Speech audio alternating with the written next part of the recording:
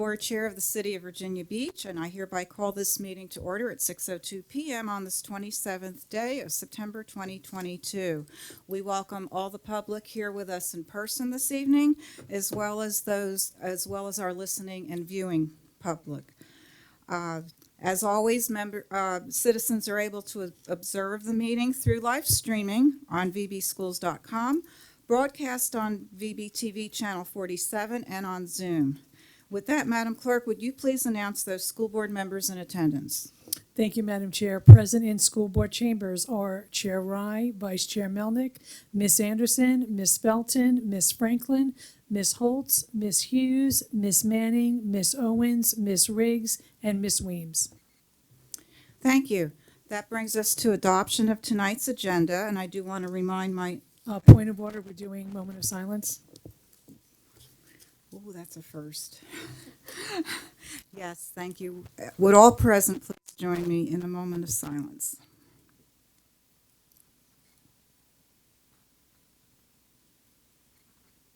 And please stand as you are able for the Pledge of Allegiance. I pledge allegiance to the flag of the United States of America and to the republic for which it stands, one nation, under God, indivisible, with liberty and justice for all.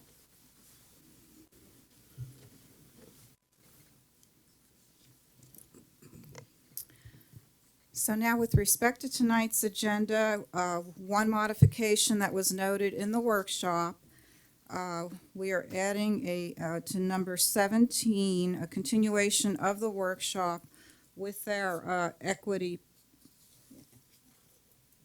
plan overview. So with that modification, are there any other modifications?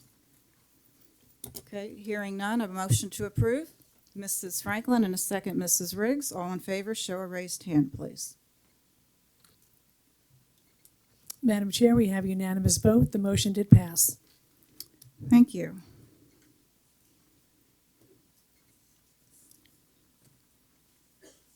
So that brings us to your report, Dr. Spence, the superintendent report. Yes, it does, and good evening, Madam Chairwoman and members of the board. So here are a few items of interest for you and our families to know. First, these very first day of school photos capture the positive energy that students, parents, and staff had as we welcomed them all back into our schools on September the 6th. We held 2 webinars last month to help students and parents prepare for the new school year, and more than 900 people tuned in to receive important information about transportation, food services, our new cell phone policy, and more. And we are excited to engage with them online and set a hopeful tone for the academic year. Our human resources team, our school leadership team, and our building administrators did an outstanding job making sure every student had teachers standing at their classroom door and welcoming them back. As you all know, Virginia Beach City Public Schools has always attracted the best instructional talent, but this year things are looking even brighter. We opened schools with just 35 full-time instructional vacancies. That's 90 positions less than last year, with a division staffing success of more than 99%. We had 51 non-instructional school-based vacancies in comparison to 145 openings last year, which do not include custodial or food service staff. I'm confident we will fill many of our positions, and we recognize that our staffing success is a collaborative effort. Recruitment, as we all know, is everyone's responsibility, so thanks to everyone in this room who had a hand in that. Now, you may have seen this photo circulating on social media. It shows how ambitious our students are year-round. Cox High School senior Erin Bailey had dreams of working in broadcast journalism, so she reached out to WVEC reporter Janet Roach over the summer in hopes of shadowing her one day in the field. And just like that, Erin found herself in the trenches. She shadowed Ms. Roach on a day when the news station covered the aftermath of a shooting and learned how reporters report breaking news and double-check their information. And she said, quoting, "I was able to actually see firsthand in real time how broadcasters react and what goes into filming and reporting on major events." Erin plans to major in broadcast journalism in college, and living a day in the life with Ms. Roach only made her more eager to achieve those dreams. More recently, Erin and another Cox senior, Mike Hillier, attended the press conference at last week's air show and were able to interview a few of the Blue Angel pilots out on the tarmac. We won't be surprised if we see both Erin and Mike reporting our school system's good news on our local television stations in the future. Speaking of STEM Day, we were flying high during this year's Airshow STEM Lab Learning Day field trip earlier this month. Through this amazing partnership with NAS Oceana, thousands of our fifth grade students took part in hands-on learning activities related to science, technology, engineering, and math. And we have a video which sums it up quite nicely.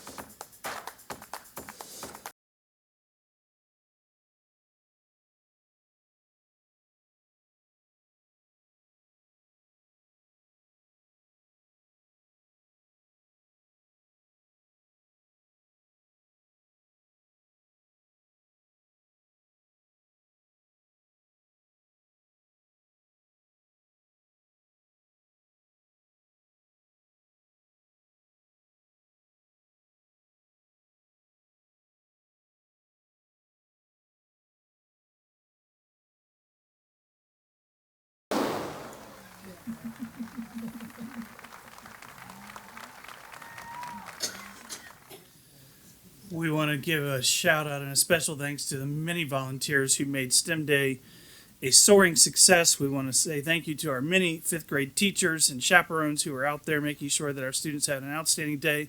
And of course, we want to give a huge shout out to our partners at NAS Oceana for making this event happen for our fifth graders every year.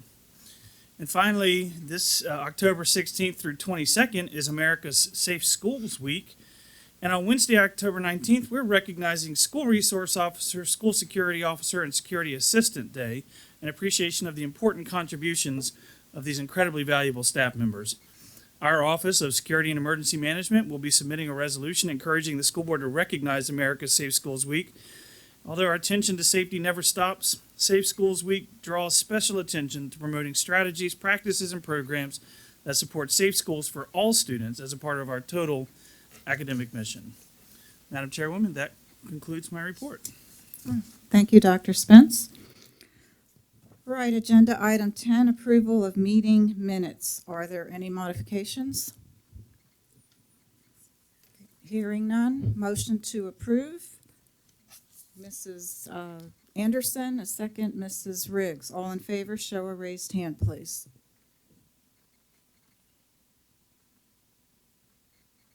We have 10 ayes. I'm abstaining because I wasn't here, thank you. We didn't get to that. Thank you, and we have one abstention, so the motion did pass. Thank you. All right, now on to the public comment portion of our meeting. The school board will now hear public comments on matters relevant to pre-K to 12 public education in Virginia Beach and the business of the school board and school division from citizens and delegations who signed up with the clerk prior to noon today. We ask that once your time has expired, you do allow the next speaker to assume your spot at the podium. Speakers are asked to be available in chambers when called. If not present when called to speak, or not online or unable to unmute when called, the board at its discretion may allow the speaker to speak at the end of the public comment session. And with that, the school board always invites the public to submit comments through our group email account, which can be found on our website. So, Madam Clerk, would you please introduce our first speaker of the evening? Thank you, Madam Chair. Our first student speaker will be Jacob Cruz, then Emily Labar, then Alana Spencer.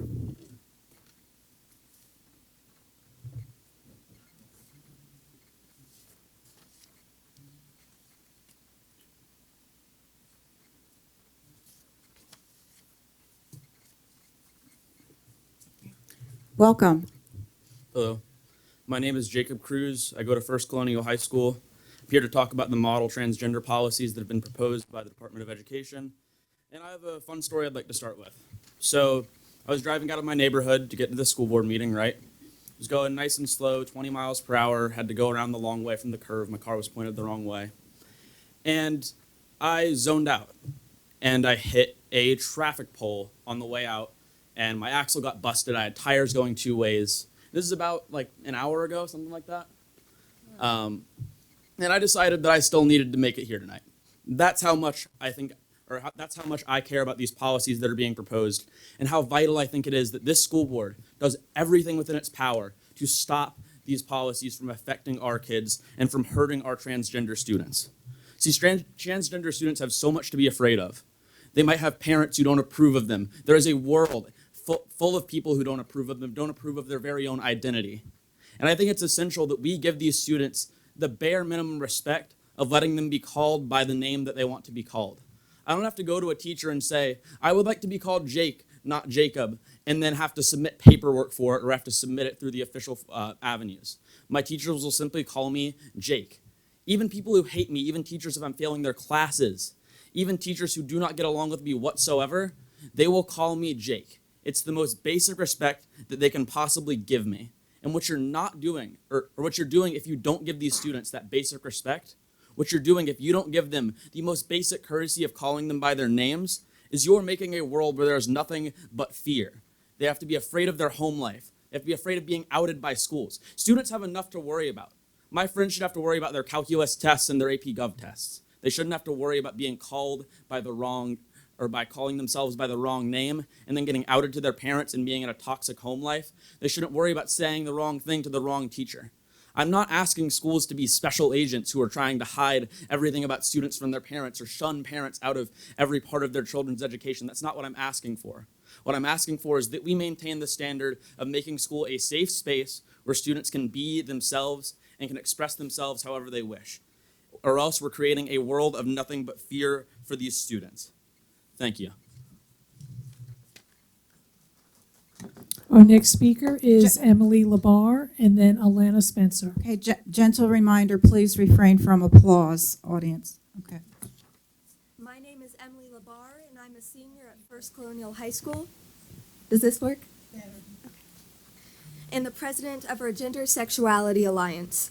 The role of the school board is to protect its students, and with the Virginia Department of Education's executive order endangering the rights of LGBTQ+ students in our schools, it is time for the school board to take a stand.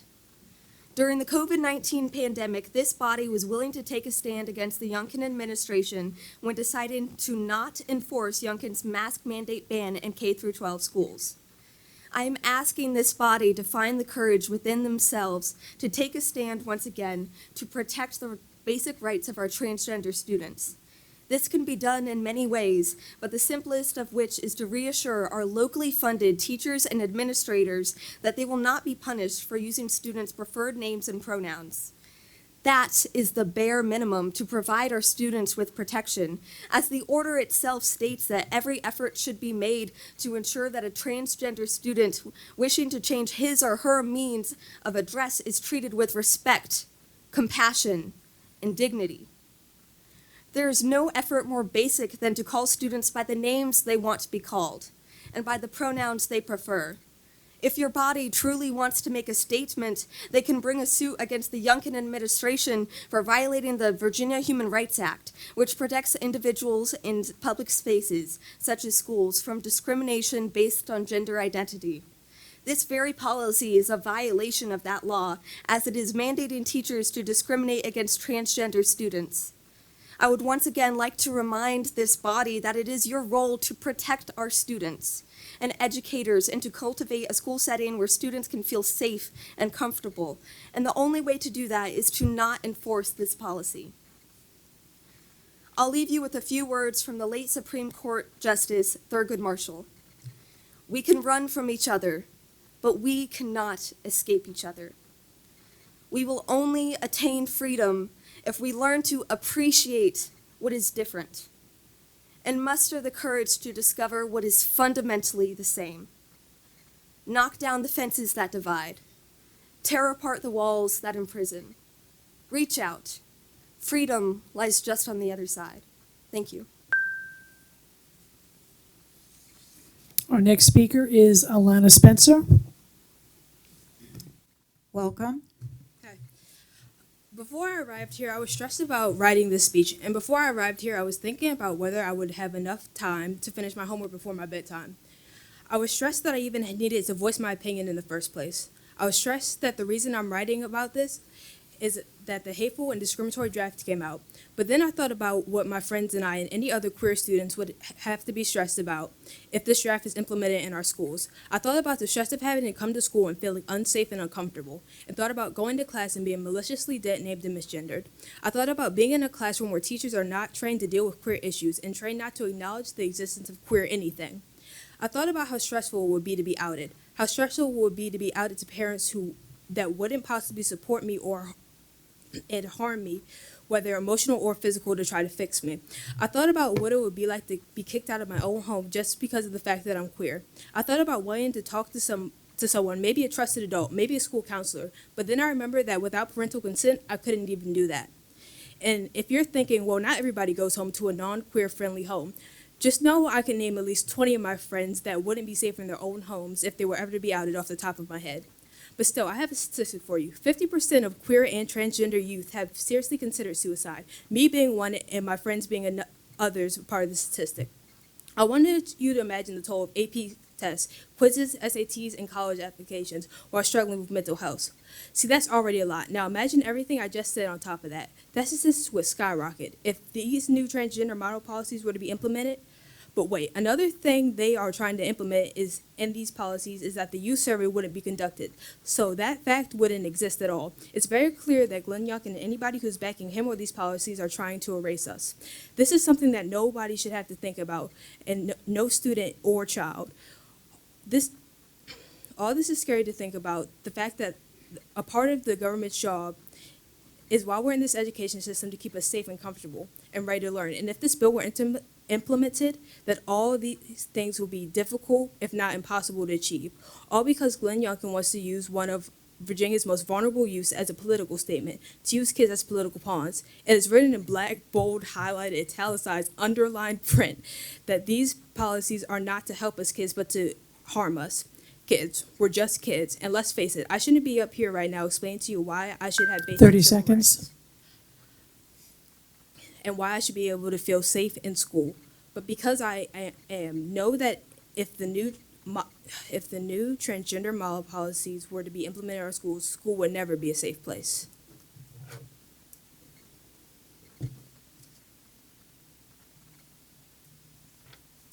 Madam Chair, we're going to move on to our online student speakers. Zenobia Carney, please unmute. Good evening. Good evening. I would like to talk about the school policy with the phone rule. We're still having problems with that. There's been situations where I've had teachers stop their whole lesson to tell a person to put up their phone or to even write a lunch detention slip. This policy is not helping at all. I feel like the policy should be discontinued, because what's the point of it when students are still going to do as they want? The policy is distracting students and distracting others, even teachers. If we're not allowed to have our phones, so why are teachers and staff members? When in the hallway, teachers and staff members have their phones. When we're in the hallway, we get yelled at for it. I feel like this policy is unwanted.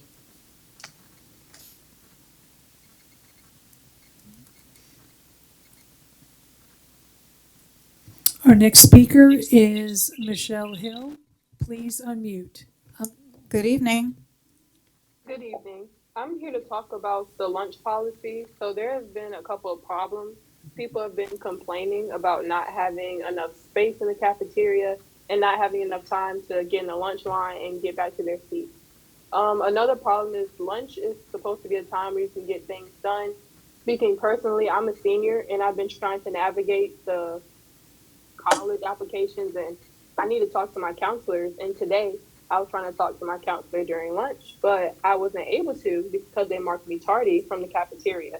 And I just don't understand how you can be marked tardy for lunch. It's like with this policy, we can't leave the cafeteria. So it feels like we're trapped. I can't get anything done. And it's unfortunate. I just really don't understand why this had to be implemented. I would ask that you guys please consider one lunch. And if you don't want to consider that, at least consider allowing students to be in other areas of the school if they have a pass. There's no reason why I shouldn't be able to talk to my counselor or my teachers. And if I try to, before I go to the cafeteria, I'm being marked tardy, and it's going on my record. It's just no reason. So I just ask that you please consider making some type of change to that policy. Thank you. Madam Chair, we're going to return to our in-person speakers. First speaker is Kathleen Slindy, Lisa Varga. Speaker number 3 canceled, so that'll be Curtis Sloganhop.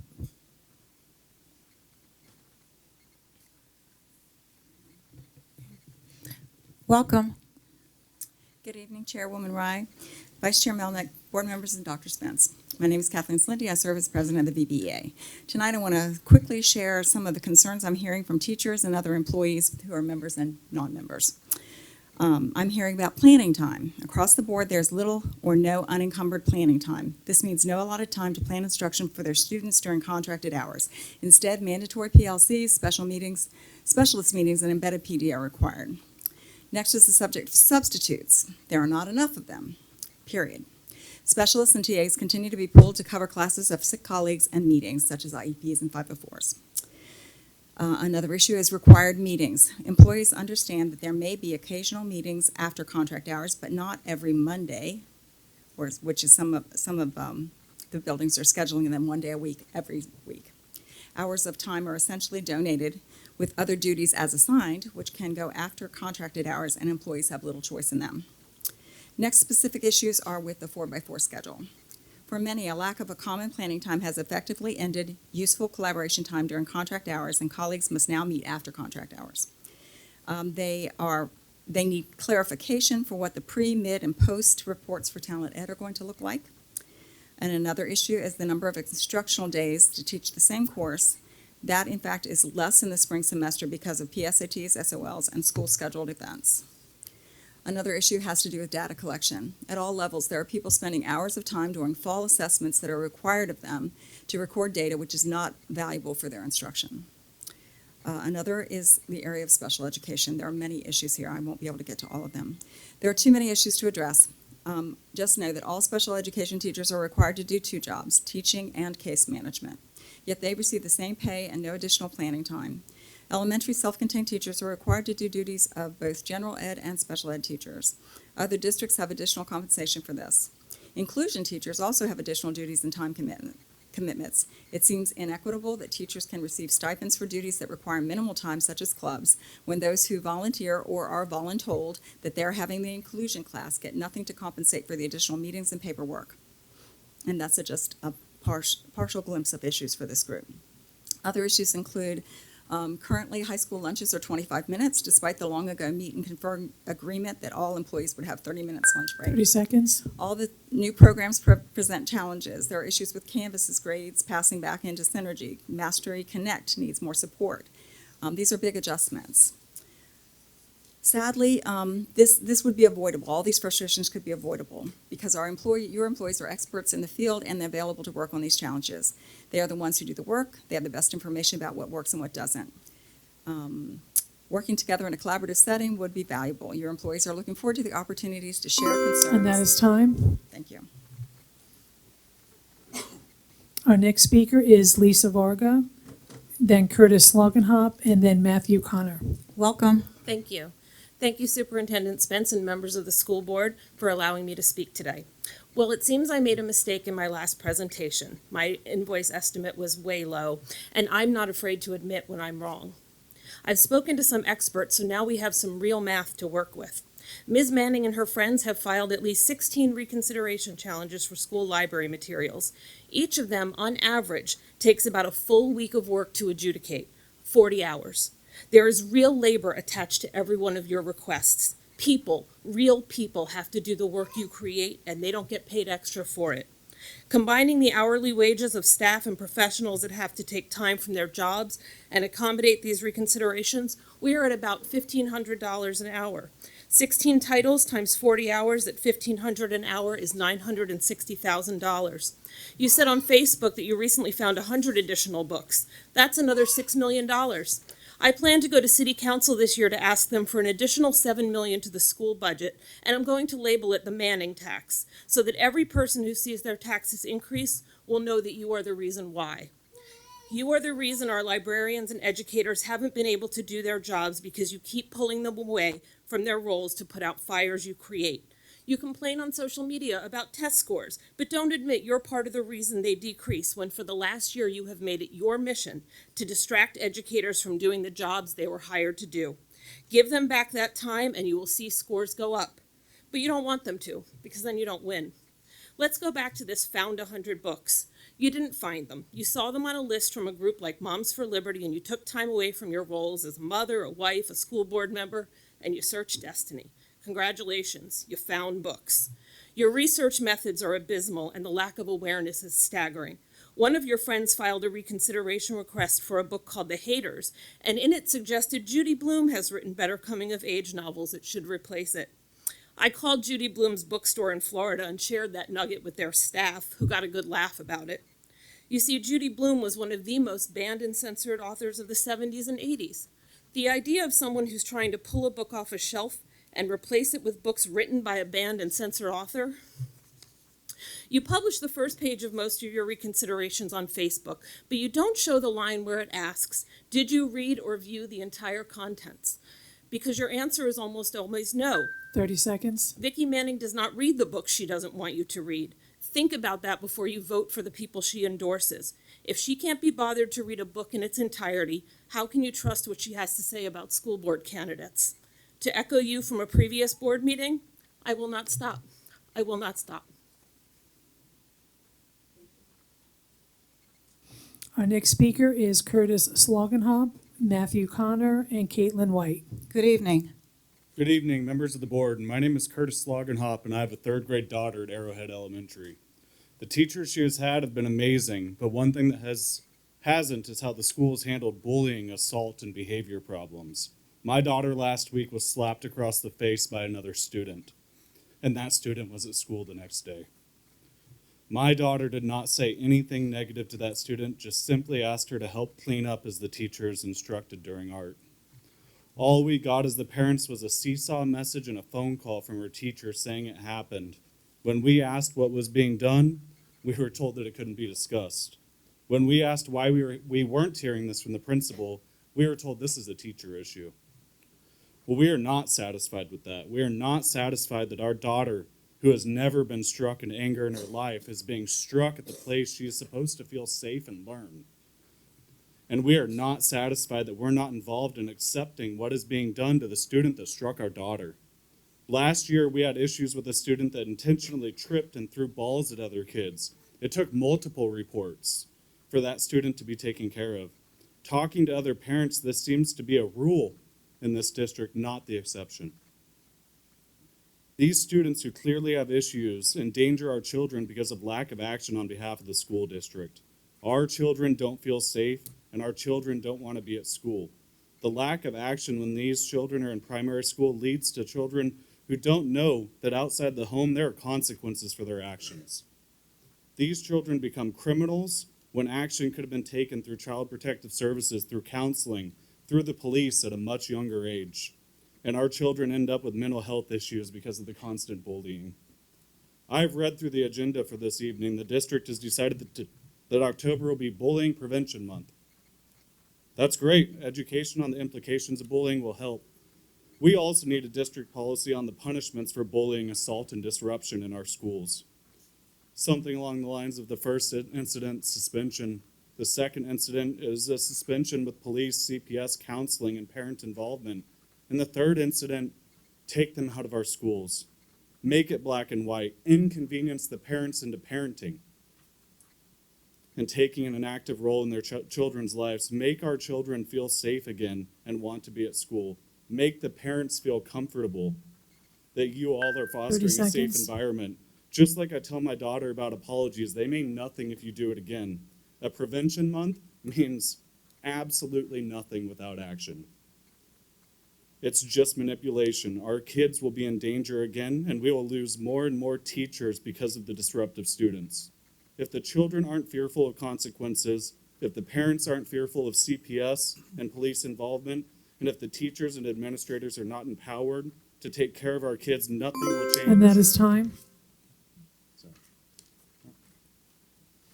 Our next speaker is Matthew Connor, then Caitlin White, then Sarah Gerloff. Good evening. Thank you. We said they could be whatever they wanted. We told them to be themselves. If then, when they did, we abandoned our kids, that sin is worthy of hell. My name's Matthew Cody Connor. My family and I are new to Virginia Beach. Over the summer, one of my children came out as trans. And so I brought my family here because of the community's diversity and this school district's inclusion and accepting policies. We moved here to raise our children in a safer, healthier, more inclusive and accepting environment. We arrived to find that Governor Youngkin's ignorance and hate had traveled with just as much haste. Governor Youngkin obviously does not believe in diversity, acceptance, or inclusion. This is apparent in his efforts to remove BIPOC history from education, as well as trying to eliminate trans students' rights to a place in our schools and society. Even the United Nations has told us that laws and policies such as these constitute violations of international human rights treaties that have been ratified by the United States. These policies put the mental and physical health, futures, and the very lives of our LGBTQ children at risk. They create an environment that promotes and allows discrimination and bullying against these kids. These policies increase the already high percentages that these children will be assaulted at school and society at large. And they directly result in children being killed and taking their own lives. As evidenced by the walkouts today and your other student speakers, our children already know this, and their voices, the voice of the future, is already telling us which side of history Governor Youngkin and these policies will be found. Governor Youngkin claims to be protecting parental rights, but he is really just preying on the most vulnerable in our society for his own political gain. This should not be tolerated by parents or educators. Our country's greatest asset has long been our diversity, our progress propelled by the sharing of different perspectives in our great melting pot. Laws and policies that threaten diversity erode our strength as a community and nation. I urge the school board to stand with me and their students in rejecting governor's transphobic policies, protect diversity and inclusion in our schools, and protect the future of the students that attend them. We say they can be whatever they want. We tell them to be themselves. Thank you. Our next speaker is Caitlin White, Sarah Gerloff, and then Timothy Kuster.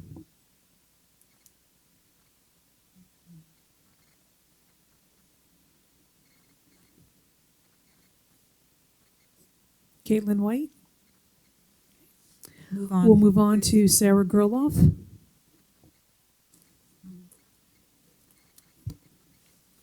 Good evening. Good evening. There seems to be some confusion on the part of some speakers about the types of books parents have great concerns about. At the last school board meeting, one particular speaker, Erica Guess, spoke about the banning of the children's classic Goodnight Moon and attempted to relate it to the concerning books in school libraries today that contain illustrations of oral sex, sexual nudity, descriptions of sex between minors, rape of minors by adults, masturbation, and sadomasochism. Ms. Guest stated that school board member Jessica Owens had brought to her attention that a person had, quote, sent intimidating emails to staff warning them to remove books from the library, citing legal misinformation and warning of retribution, end quote. Ms. Guest had not read this email and was guessing about the contents and purpose of this email based on Ms. Owens' description.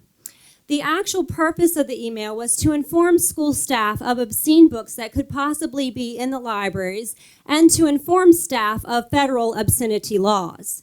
The email provided a link to a list of over 60 obscene books that have already been found in Virginia Beach school libraries and a link to the United States Department of Justice Guide to Obscenity Laws.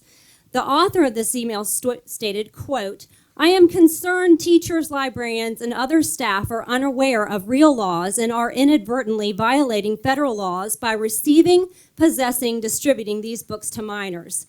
The school board members that are supposed to be looking out for your best interests and the children's best interests are not doing the job we elected them to do. Would you please pass this information along to others so they are aware of the laws and can avoid retribution, end quote. And by the way, retribution is the lawful remedy to an unlawful act. Examples would be fines and or imprisonment. I know exactly the content and the purpose of the email because I am the author. Obviously, Ms. Owens and Ms. Guest were either confused about the contents and purpose, or they twisted the meaning to fit their agenda. Ms. Owens, why would you try to hide these federal laws from staff and manipulate the purpose of my email? Do you want school staff to be in the dark about real laws and to inadvertently violate the law? Why would Ms. Guest refer to federal obscenity laws as legal misinformation? 30 Ms. seconds. Owens, did you tell Ms. Guest that federal obscenity laws were legal misinformation? Ms. Owens, it is very obvious that you are not concerned about the interests of the school staff since you are trying to manipulate helpful and truthful information. Ms. Owens, you certainly seem to be looking out for your interests and your opinions first and foremost. I thought as a school board member you were supposed to be looking out for the best interests of children and school staff first and foremost. You know, lying and going along with a lie will never solve And that the is problem. time. Our next speaker is Timothy Kuster and then Catherine Malley. Good evening. Good evening.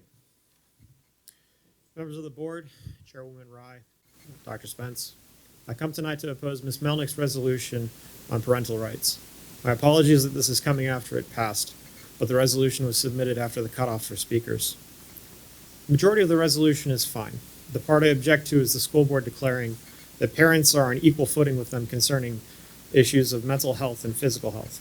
This is a tough pill to swallow, especially given the testimony of the father about how he's being kept in the dark about discipline issues regarding his daughter. Concerning policy 5.7, the question was asked again and again, will parents be notified if their student wants to change genders? And time again, the answer was given, it will be decided on a case-by-case basis. That doesn't say to parents, you are our equals. It says, we are the authority, we make decisions, and we'll decide what is necessary for you to understand. It's abundantly clear to me that the board is suffering from an inflated sense of self-importance. Ms. Rye is lamenting that people don't consider teachers on equal footing with parents. Ms. Melnick is more concerned with Facebook comments than the comments of the people who are showing up. Worst of all, Mrs. Holtz has continually remarked that the opposition is astroturfed and being fed scripts and speaking too long. The board should move to censor Ms. Holtz and her flagrant disregard for the people she serves. In a complex machine, the essential part is the one that cannot be removed. Which is essential? Parents or teachers? Remove one and see if the machine still functions. What happens if you remove teachers? Ms. Rye, I have a blended background of private, public, and homeschooled education. Your poem titled Unity is vainly conceited. Each agreed that they would have failed if each had worked alone. My parents worked alone from 8th to 10th grade, and they did not fail me, as both public and private school did. Maybe withhold the pros on how parents can't make it alone until you've recovered the math grades from COVID. What if you remove parents? We've already seen with the Romanian orphanage crisis and what happened when the state tried to replace parents. Dr. Spence spoke about Maslow's hierarchy of needs. The state cannot fulfill love and belonging, not even close. Many Romanian orphans grew up with permanent developmental disabilities due to the lack of their parents being present. Society can function 30 seconds. Society can function without teachers, but not without parents. And yet, while teachers are not essential, they're nonetheless extremely significant. The lessons I learned from Mr. Butterworth, Mr. Clark, and Ms. Taylor stick with me 20 years later. These teachers served parents. They did not try to replace them. They knew the trust placed in them and responded with full transparency. If you want to be an effective teacher and educator, this must be the foundation, trust and transparency. And that is time. Our next speaker is Catherine Malley. Good evening. Good evening. Good evening. Good evening to school board members and other stakeholders. My name is Catherine Malley. I'm retired after 21 years of working for Virginia Beach. Tonight, I am speaking on behalf of a high school teacher. For the educators who are left, we consider ourselves champions of education. We have fought to keep our students and colleagues afloat during unprecedented times. There is no denying the infiltration of challenges happening all over our country due to a pandemic and the current political environment. As an educator, I take the oath of charting the course very seriously. We once trusted our captains to guide and encourage us to reach our goal, which is to deliver a group of students that are educated, respectful, and the best version of themselves they can be to a world that will be better because of their accomplishments. Our compass is severely damaged. We no longer trust the decisions of the higher-ups.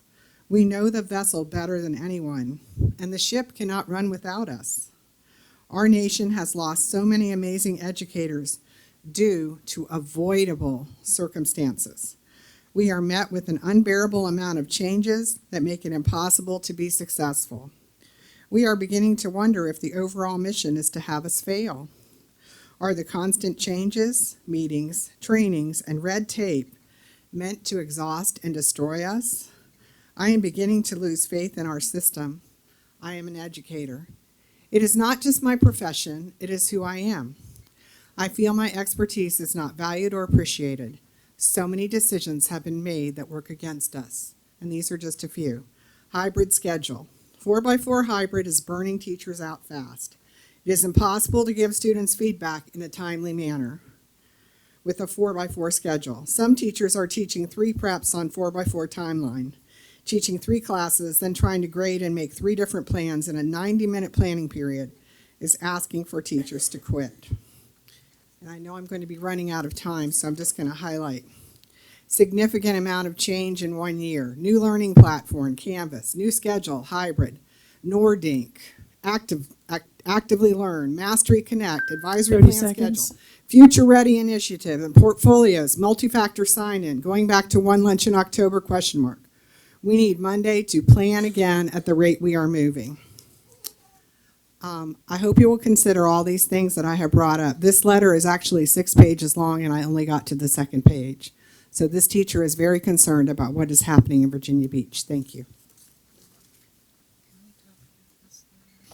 We're now going to move on to our online speaker, Melinda Rogers. Please unmute. Good evening. My name is Melinda Rogers, and I'm the parent of 3 Virginia Beach City Public School students and a former teacher with Virginia Beach City Public Schools. I am back this evening to discuss the policy for disruptive students in the classroom. I would hope that staff working in the classrooms that have experienced a child in crisis have been consulted on this new policy. While some of you on the board have previously been educators, I would assert that none of you have been in education during and immediately following a global pandemic. What staff are experiencing, including disruptions that are so explosive that students and staff need to be removed for their own safety, is not like anything any board member has experienced before. And while during the pandemic virtual learning, there were certainly hundreds of cries from this very board about student mental health, what else has the school board and division done to help support these students who are still in crisis? The fact that a new policy must be derived should be enough to tell you that this continues to be an ongoing problem for staff. Were any staff currently dealing with these issues consulted on this new policy? As I stated last week, the division lacks authentic staff input due to fear of retribution. And while some board members want to dismiss these claims as invalid, I can assure you they are not. I was made aware of the amazing letter you just heard about to this board by a brave, anonymous Virginia Beach high school teacher. But why would this teacher feel the need to write to you anonymously other than the fear of retribution? Everything that teacher stated in that letter is truthful. Staff are overwhelmed, overworked, underpaid, and are dealing with severe behavior issues virtually unsupported. While there are support staff in each building to help, the needs of the students are becoming greater than the available staff. The school board and the division accept the fact that the staff are at their breaking point. They need to immediately listen to what is happening in the classrooms. If not, the community will continue to lose great, experienced educators. This is preventable. It is your responsibility to act and to do it quickly. We cannot keep going on and pretending that this stuff isn't happening. We have to do everything possible to continue to support and save the staff that we still have left and want to continue to work for our division and for our community. Thank you.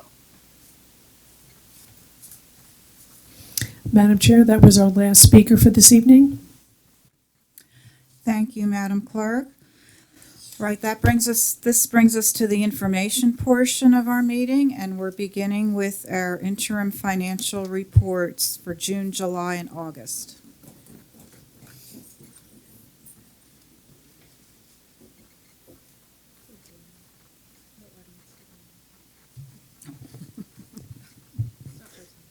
Sorry. Good evening. Good evening, Chairwoman Rye, Vice Chairman Melnick, school board members, Dr. Spence. For the fiscal year ending June 30th, 2022, the overall final revenue trend was favorable with an actual over budget of $900,000. The Commonwealth of Virginia revenue source was unfavorable with an actual under budget of approximately $20.5 million or 93.5% of the budget. This is mainly due because of sales tax. The sales tax was favorable by an actual over budget of $16.3 million. So the more sales tax we get, the more money the state reduces the state basic aid. So these two revenue sources work together. The federal government revenue source was favorable with an actual over budget of approximately $3.6 million or 126.8% of the budget. This is mainly due because of the federal impact aid payments. The other revenue sources were favorable with an actual over budget of $1.6 million, mainly because of the sale of capital assets and the revenue from the Stop Arm Enforcement Program. The next graph illustrates that the total revenues by major source in fiscal year 2022, the City of Virginia Beach contributed 52.9%, Commonwealth of Virginia 33.6%, state sales tax 11.1%, federal government 1.9%, and other sources 0.5%. The final expenditure trend for fiscal year 22 was favorable in all categories. The overall remaining unspent and unencumbered balance was $21.1 million. The next graph shows that the total expenditures incurred in fiscal year 22 by category. The instructional category comprised of 67.3%, operations and maintenance 12.2%, people transportation 6.3%, technology 5.0%, administration, attendance and health 4.1%, and debt service 5.1%. As presented on Schedule B1 of your documents, you'll find a summary of the reversion back to the city's general fund.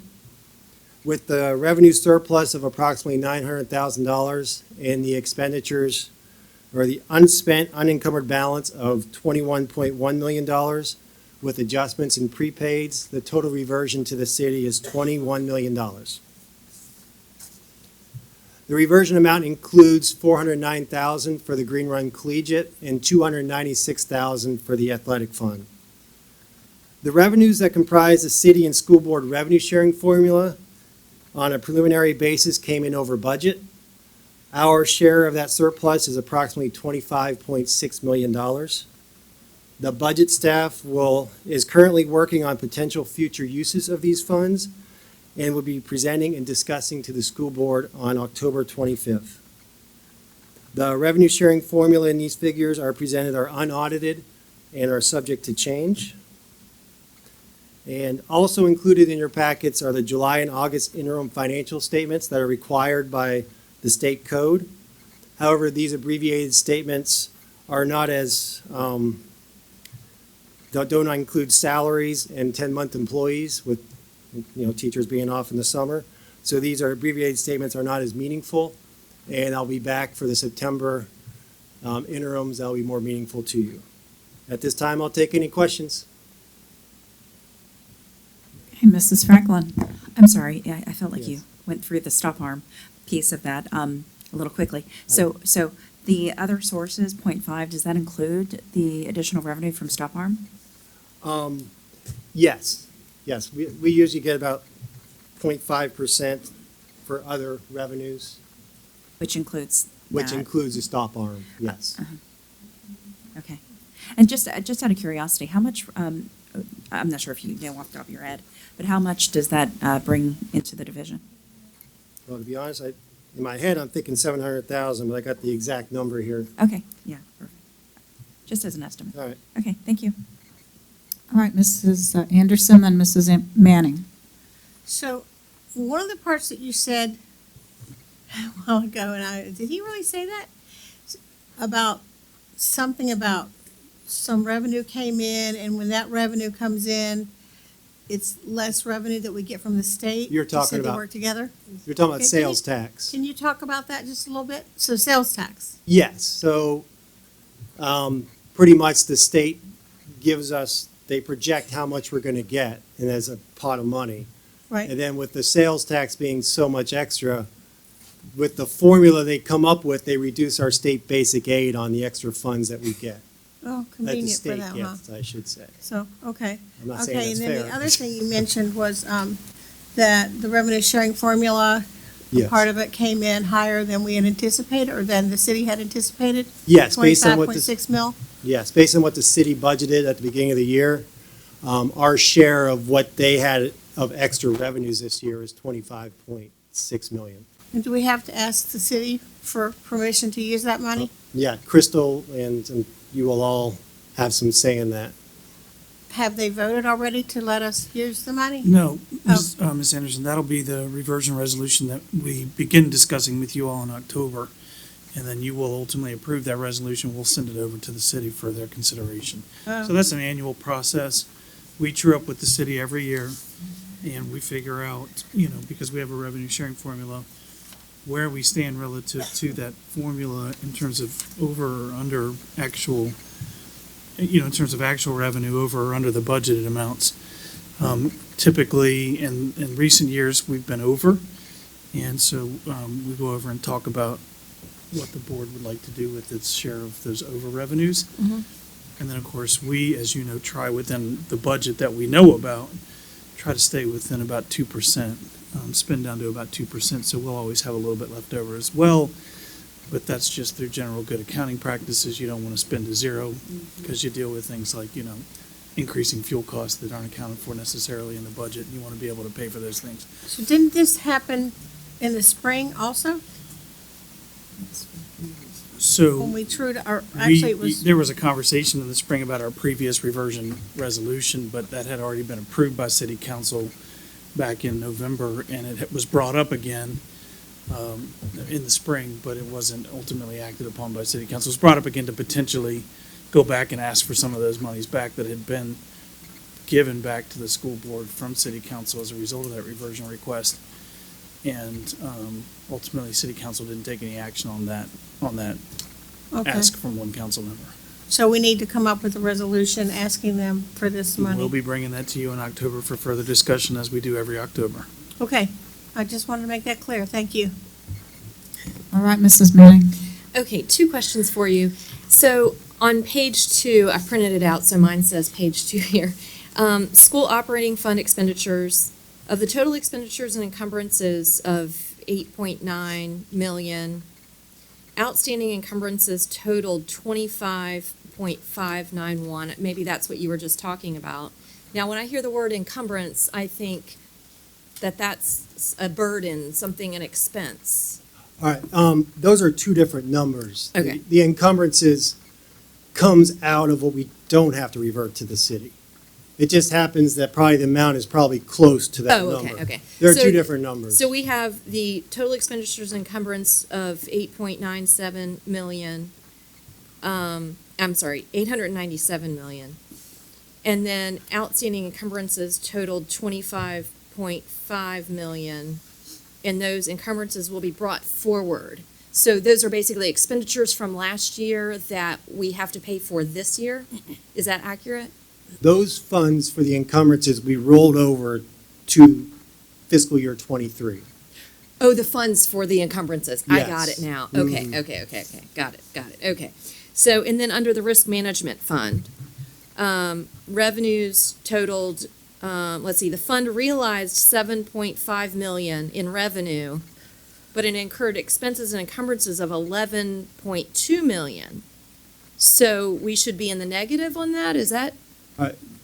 That, for this year, we did eat into our fund balance of that fund, and I know Oh, we've okay, talked so to we have budget a about fund it. balance that rolls over with it. Right, Okay. but okay, there is gotcha. also I don't want to call it a lightning strike because it wasn't, but there was a huge claim where we Yeah. predict we are going to get funds in this year for a Okay, huge so what- claim. I don't see, I'm sure it's in here somewhere. What is our balance in the risk management fund right now? Off the top of my head, it's around 4 million. Okay. I just have to look through here and find it. So, oh, yeah, that would make sense because it says retained earnings balance decreased by 3 million from Mhm. 7.7 to 4.3 million. Okay. Yes. So that Mhm. 4.3 is what we have left. That Okay. is correct. Okay, thank you so much. All right, thank you. Does that cover it, colleagues? All right, we thank you. All right, thank you. So now on to Policy Review Committee recommendations, and we have quite a few this evening. Mrs. Linetti, welcome. Madam Chair, Vice Chair, school board members, and Dr. Spence, I'm Cami Linetti, School Board Attorney. And tonight I'll be presenting to you on the information agenda a lot of policies that went through PRC. PRC worked very hard a couple of weeks ago. I will give you some relief. Not all of them are significant changes, but there are a lot of them, so we're going to go through them as quickly as I can. Policy 363 has to do with safety, weapons on school board property. The only change to this is actually a scrivener's change in the second paragraph, capitalizing some words and a couple of amendments to the legal references. There are no other recommended changes on policy 363. Are there any questions on policy 363? Moving on to policy 59. This has to do with age of entrance for kindergarten. We went ahead and added in a section that's reference to a law. It's not really a new law, but if you'd see this policy last time we met, it was 1998. The Interstate Compact on Educational Opportunity for Military Children is not that new, but is new since that time period. It involves rules that we have to follow when bringing children in. There are some exceptions to the age for kindergarten. So we went ahead and referenced that in there. It's something we've had in other policies, but not in this policy. So we updated that part of the policy, and we added the legal reference to that. Are there any questions on 5-9? Yes, ma'am. Ms. Owens? The exception for interstate compact, which references specifically for military children, does it allow kind of the same for interstate compact for foster children coming from another state who are already enrolled in kindergarten in their state? There is not a specific law on that. We would look at the circumstances with that child coming in and what they were at. If they were coming here for the first time, had not started kindergarten, we would probably and they were only 4 years old, we would not start them in kindergarten most likely. If they're already enrolled, we would probably keep them in there. It's a slightly different situation. But the law, there's not an actual law in that we would look at what's best done for that child coming in. But we don't, there's not a specific law that talks about foster children having an exception to the age limit. However, may I speak to that? So in the past, we have honored students who have started kindergarten, like in another state where their laws were different. We've honored that when they came to us and they were already in Generally, but if you kindergarten. started I would have to say, if you started kindergarten in August here and we started a day after Labor Day, we might look at it differently, but again, you'd have to talk to DOSL about specific situations like that. A lot of times we've had children enrolled in kindergarten and did not start yet and wanted to start here. And again, you've held that rule. It's just a decision that's been around as long as I can remember. I remember having a conversation with Betsy Taylor when she was heading elementary schools and felt very strong. That was a Virginia Beach philosophy on when it was appropriate to start children. And you generally will not bring a child in who's not 5 years old by September 30th, although the state law would allow you to do it up to December 30th. The decision in Virginia Beach has always been to hold to this. But again, the one law that does specifically address this would be the military compact. Do we need to tweak this? Because, for example, let's say a child came here in November or December, and they've already been in kindergarten. They don't meet our age requirement, but they've already been in kindergarten. They've already been there for a couple months in another school system. So should we bring this back and tweak this to consider that? Or I might direct that to docile on this one. I don't believe we've ever removed a child in that circumstance, if they were already starting school, but I can't speak to a specific incident where that's happened. I think we should, what do you think? Well, I think at the very least, if you're gonna consider that that's something we should be doing, you need to kick it back so we can do a legal review. Okay. Yeah, what the situation you don't want to see happen, you will see some neighboring school divisions that allow students to, and I actually did this with one of my children where I paid Norfolk because she's an October baby to come in. So I wouldn't want to see them walk across the line, put the child in a neighboring city, and then all of a sudden the day the child turned, they Right. come back to us because you have a philosophy about what the appropriate age is for that. So we'd want to look at that more carefully, would want docile to weigh in. I'm not aware of a circumstance with that, but you have to be careful when you're doing that because you'll have people that may be working your system to get around this so that they can then attend school in Virginia Beach when Right. we may not want that. It's an appropriate age for them to start. I think we maybe should kick this particular one back and have another conversation about it. That's just my, what do you think? And if I could just interject with a question in the meantime, can you just provide clarity on what it is actually that the interstate compact does?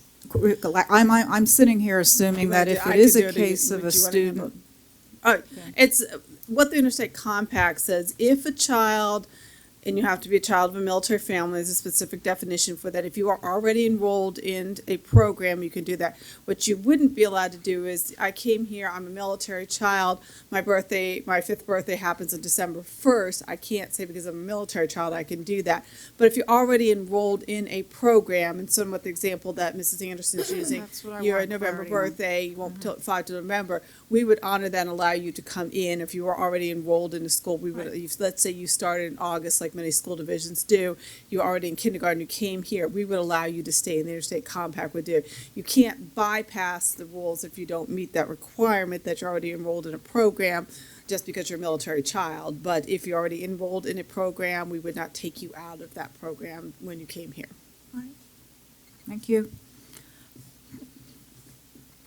Are you asking Mrs. Anderson that this return to the PRC for further look at I've asked you that? to take it back. I think Okay. the policy committee agree, members agree, we probably should kick that one back. Yeah, and I think we're gonna need to take that to Docile to take a look at their philosophy on not doing that, so. Okay. They'll move us on to policy 522, teacher removal of students from class for disruptive conduct. There are only minor changes in this particular policy, basically scrivener's changes, and this has been the same law we've had since 1998, and it reflects what the statutes actually require from this, and then there are regulations that would deal specifically with disruptive children. And the only changes we are recommending at this time are minor scrivener's changes and some updates to the legal references. Are there any further questions on 522? Hearing no questions, I will move on to 523. This is students over 20. The only changes here are scrivener changes, basically a change of one word to more, from the word regular education to general education is more appropriate. Otherwise, there are no recommended other changes to 523. Any further questions on 523?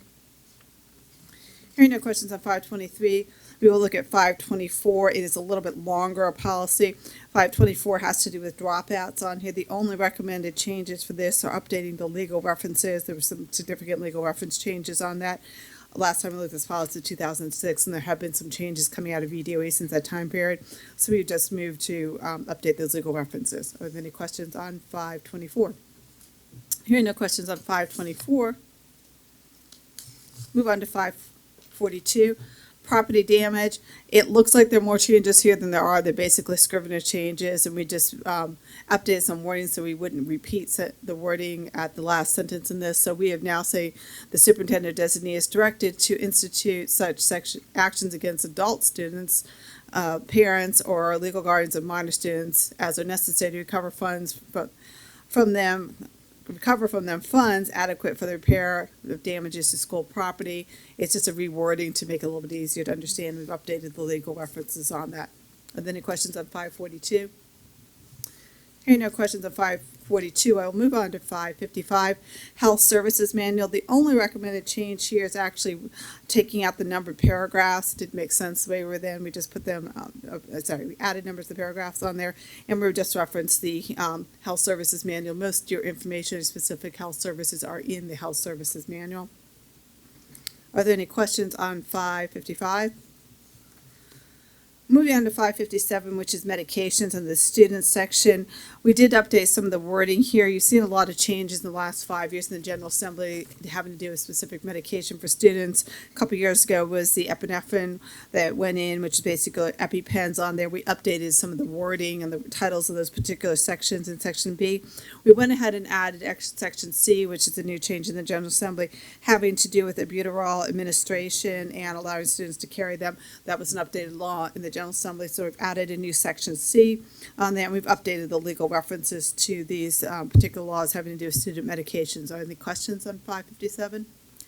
I just found a typo, dose, and it's down as the very first sentence, Mrs. Linetti. Very first sentence. Oh, actually, I think somebody else pointed that out to me earlier. I think we knew that. I'll go ahead and check that in the sentence.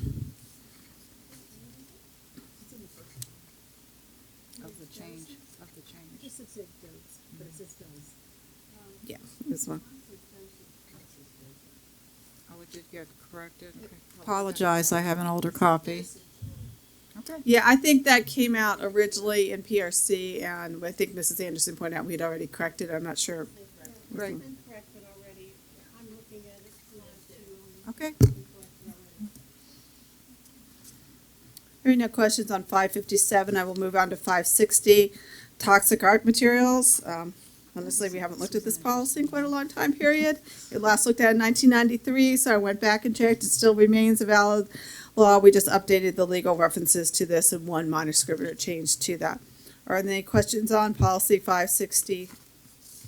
Hearing no questions on 560, we'll move on to 563, early dismissal leaving school grounds.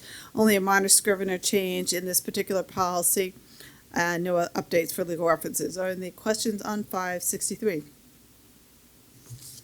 Hearing no questions on 563, we will move on to 565, which is search and seizure. A couple minor scrivener changes you'll see out, capitalizing words, clarifying some other words on there, and removing the editor's notes and updating some of the legal references. But other than that, there are no significant changes to policy 565 on search and seizure. Are there any further questions on policy 565? Hearing no questions on 565, we will move on to 568.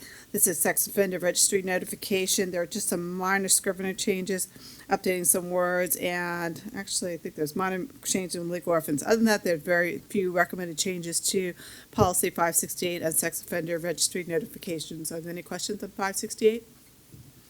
Hearing no questions on 568, we'll move on to 570, which is employment counseling and placement services. All we're doing recommending here is updating the legal reference on there, removing some unnecessary language. Are there any questions on policy 570? Hearing no questions on policy 570, we will move on to 572. 572 has to do with student photographs, class rings, and other sales. We did some significant rewrites in this area, mostly just streamlining it, because most of the rules you will find that have to do with this kind of procurement are in either the business services manual or those policies in the business section, section 3, having to do with procurement. But there are a few minor rules that had to do with both student photographs, yearbooks, and class rings and other sales. So we went ahead and reorganized it, put actual letters to it, modified the information and reference back to the either the business services manual or the procurement policies having to do with that. Although it looks a lot worse than it is just a reorganization for the most part and minimizing the language. So that would be only the recommended changes that we have to policy 572. Are there any questions on 572? Hearing no questions on 572, we will look at policy 575, indigent students. We did update some of the areas in this, referring to other groups that can assist with indigent students. While I had a few there, I knew that we had a number of other organizations that work quite closely as partnerships with the school division, such as religious organizations, military service organizations, partner organizations, businesses, government agencies, and PTAs. So we went ahead and added those as reference groups on there. It's not a significant change, just reflecting some of the groups that work more closely with the school division. those would be the recommendations for policy 575. Are there any questions? Hearing no questions on 575, I'm going to move on to policy 613. On there, policy 613 is school day and school hours. We went ahead and removed some reference to the 3 hours of kindergarten, since you're not doing 3 hours of kindergarten anymore. Updated a couple of the references to the kindergarten in there, and we added a last sentence to the third paragraph that the superintendent is authorized to make determinations regarding adjustment of school hours in the opening or closing of schools on specific days. And that is meant specifically when you have a weather event or an incident in which we need to close, that reflecting the superintendent does need to get approval from you. He can handle those decisions. And we updated your legal references to that particular section. Are there any questions to policy 613? Yes, ma'am. Yes, I have a question on that. While I completely understand and agree with that in emergencies, weather situations, it's not specified in here. So the way I read this could potentially allow the superintendent to change the hours of the school days if he wanted to. I'm not saying that he would want to, but I think that if we could maybe add language that says in case of emergencies or a weather event, something like that, just to clarify that, if the committee would be okay with that. I don't know if we need to send it back if the board is okay with it, but. Actually, a couple of years ago, I think we authorized to go to a half day on a specific holiday to remember that when we changed that. The board voted on that. Is that correct? We actually gave, Dr. Spence, you remember? I don't remember the specific example that you're talking about. I think you. It was the and day before Thanksgiving. I'm sure my team could point out a couple of different things, but I'm drawing a blank. And so rather than sit up here and kind of opine about it, I think it would be better to go ahead and kick it back, and we can talk a little bit more about that. Okay. And try to make sure that the specifics of the reason for that language are clear. Again, the superintendent's other laws deal with the fact that the superintendent has to maintain a certain amount of days and a certain amount of hours on that. And I do believe when you adopt the calendar, there is some authority given to the superintendent to make determinations for weather and other instances. But we Yeah, could I thought certainly that was clarify. already in It another is in different policy, ones, which is so- why I didn't go here, but we could certainly bring it back to PRC and make sure Okay. we're reflecting it. Yeah, I mean, I agree with the concept. I just think it needs to be clarified. Thank you. Moving on to policy 623, which is curriculum and documents. The only recommended changes of significance here are removing some of the bullets under section A1. They've removed two of the final bullets in A1, and we've updated it a little bit on some changing language in section B, but mostly clarification for names of departments. You'll see the old curriculum instruction instead of teaching and learning, then just updating the language. There are no significant changes to policy 623. Are there any questions on policy 623? Hearing no questions on 623, we will look at 652, which is class size. And the recommendation for removal there is just unnecessary language on accreditation. Not that it doesn't apply, but it doesn't need to be in the policies. We've recommended removing that and updating the legal references. Are there any further questions on 652? And honestly, I have lost policy 673 on testing and assessments. I think we just added some clarifying language. Oh, thank you. Thank goodness the clerk's on top of this one. All right, on policy 673, testing assessment, just mostly scrivener's changes, updating language and referencing to that. So that now read, the superintendent shall develop a program to test and assess the progress of students and to evaluate a curriculum, teaching, and instructional program. The superintendent shall report, and I've added this section, report to the school board, the school division, students, parents, the guardians, the community, and the media, the results of testing assessment programs, because that is your process, not simply referring to just parents out there. And we updated the legal reference to that. And I believe that is the last of our policies that we got through. Any further questions? Thank you, Mrs. Linetti, and the Policy Review Committee. All right, we're, the consent agenda. I'll go ahead and read through what's here, and then we're going to have the resolutions read first, and then I'll entertain the motion to approve in a second.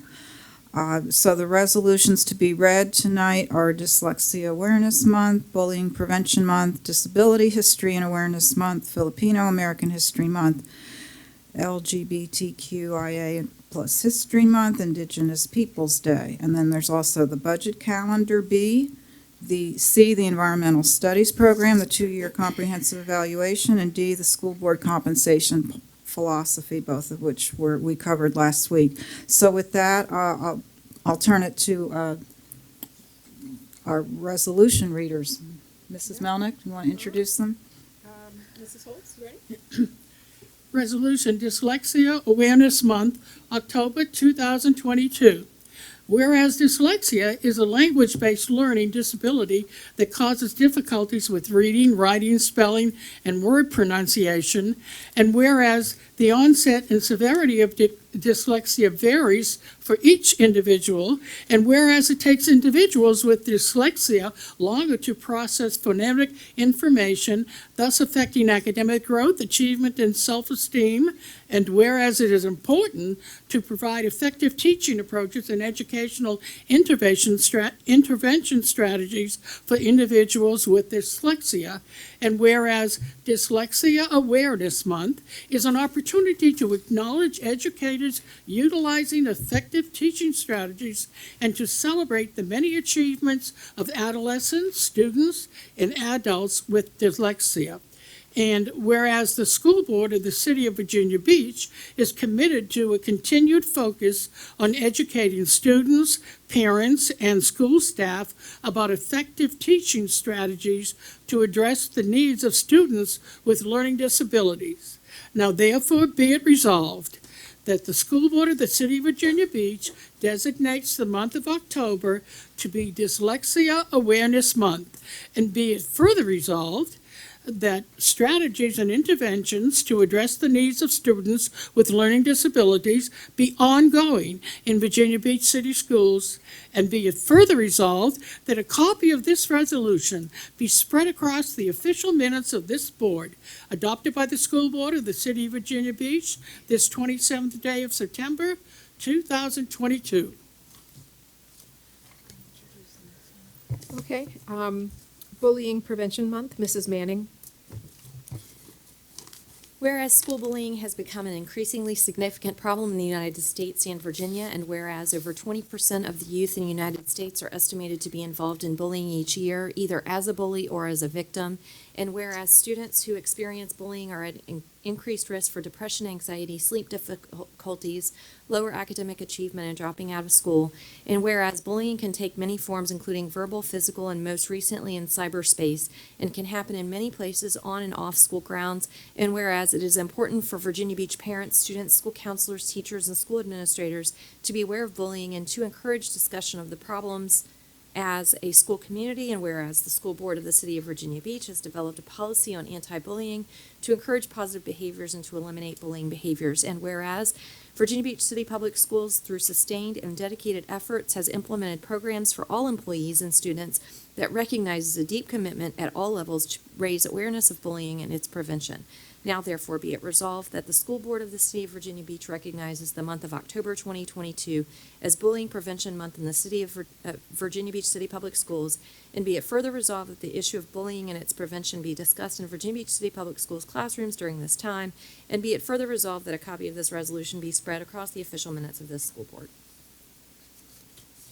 Okay, Disability History and Awareness Month, Ms. Owens.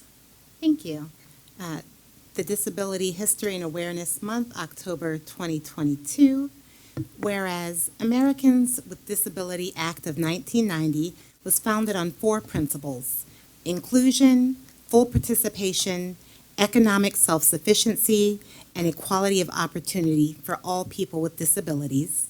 And whereas the Virginia General Assembly has designated the month of October as Disability History and Awareness Month to increase public awareness and respect for persons with disabilities, to inform the public concerning their many contributions to society, and to emphasize the abilities and rights of persons with disabilities rather than their exceptionalities.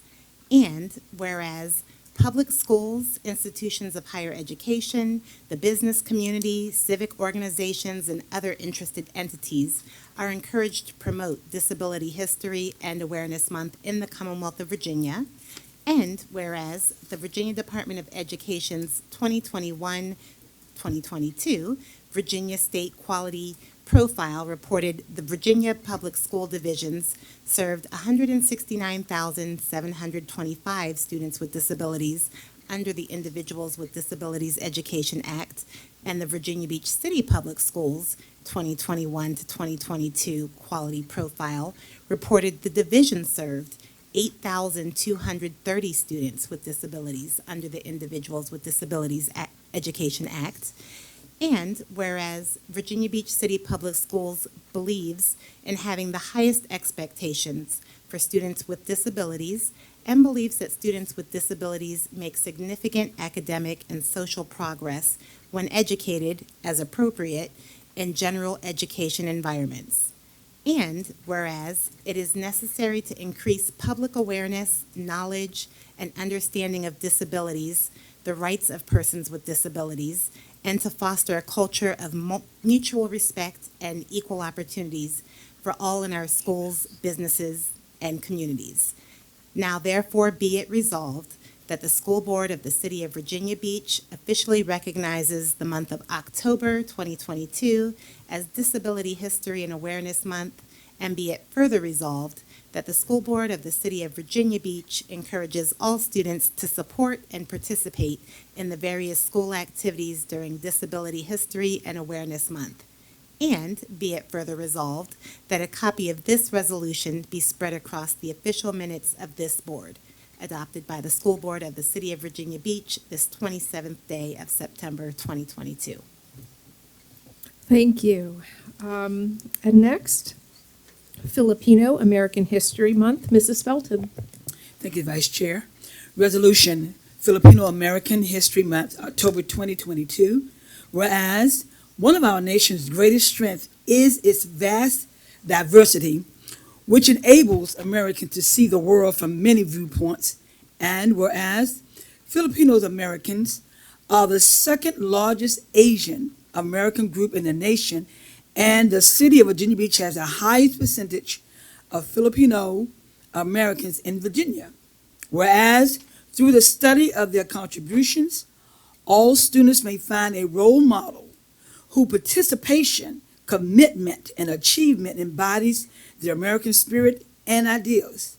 And whereas the School Board of the City of Virginia Beach recognized the importance of multicultural diversity education within our school division, and whereas the year 2022 marks the 51st anniversary of the first Young Filipino People Far West Convention, a meeting that took place at Seattle University in 1971 and brought over 300 young Filipinos American participants from the west coast of the U.S.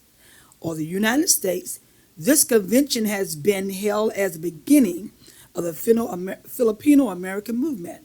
Now, therefore, be it resolved that the School Board of the City of Virginia Beach officially recognize the month of October 2022 as Filipino American History Month, whose name is past, present, and future. And be it further resolved that the School Board of the City of Virginia Beach encourages all citizens to support and participate in various schools activities during Filipino American History Month, and be it finally resolved that a copy of this resolution be spread across the official minutes of this board, adopted by the School Board of the City of Virginia Beach this 21st day of September. Thank you. Thank you. Next, LGBTQIA+ History Month, Mrs. Hughes. Whereas all students and youth should be able to attend school in a safe and inclusive environment, free from discrimination, and that history has shown that school board policy and regulation are effective in contributing to such environments. And whereas the school board amended 5-7 policy, I think it's supposed to be policy 5-7, to address protections of discrimination on the basis of gender identity, gender expression, or sexual orientation. And whereas the lack of awareness and understanding of issues facing the LGBTQ students and youth has contributed to a higher rate of isolation, depression, and suicidal ideations or attempts.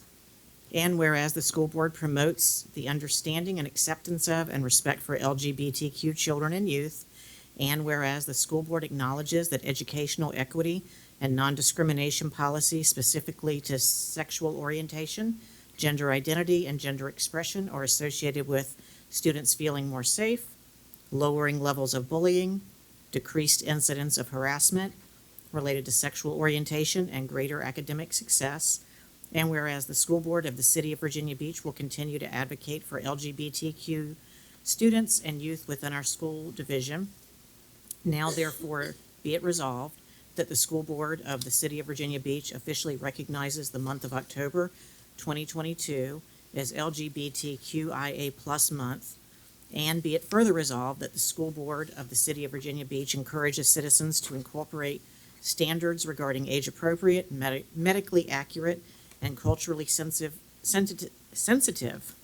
information on LGBTQIA+ issues into existing health and other appropriate curricula. Finally, resolved that a copy of this resolution be spread across the official minutes of this board. Okay, and our last resolution this evening is Indigenous Peoples' Day, Mrs. Riggs. Whereas the school board recognizes the Native Americans have lived and thrived in North America from time immemorial, and whereas the school board recognizes that Indigenous people contribute to the academic, economic, and cultural success and well-being of the City of Virginia Beach and Commonwealth each and every day, and whereas the school board values the many contributions made to our community by Indigenous people and the deep cultural contributions that has substantially shaped the character of the City of Virginia Beach, and whereas the Indigenous people in America have often suffered persecution and removal from their homelands at the hands of governing bodies and through the colonization and settlement of America, and whereas the school board supports the resilience of Indigenous people to thrive and prosper to the present day, and whereas the school board promotes the closing of the equity gaps for Indigenous people through policies and practices that promote the culture, history, and their many contributions in society. Now therefore be it resolved that the school board of the City of Virginia Beach officially recognize the second Monday in October 2022 as Indigenous Peoples' Day, and be it further resolved that all schools in our community are encouraged to support and celebrate the resilience of our tribal communities on Indigenous Peoples' Day, and be it finally resolved that a copy of this resolution be spread across the official minutes of this board, adopted by the school board of the City of Virginia Beach this 27th day of September 2022.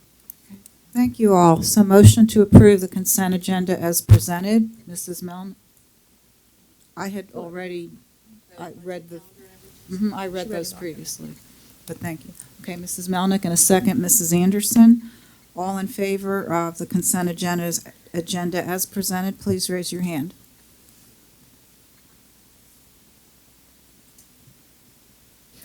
Madam Chair, we have 8 ayes.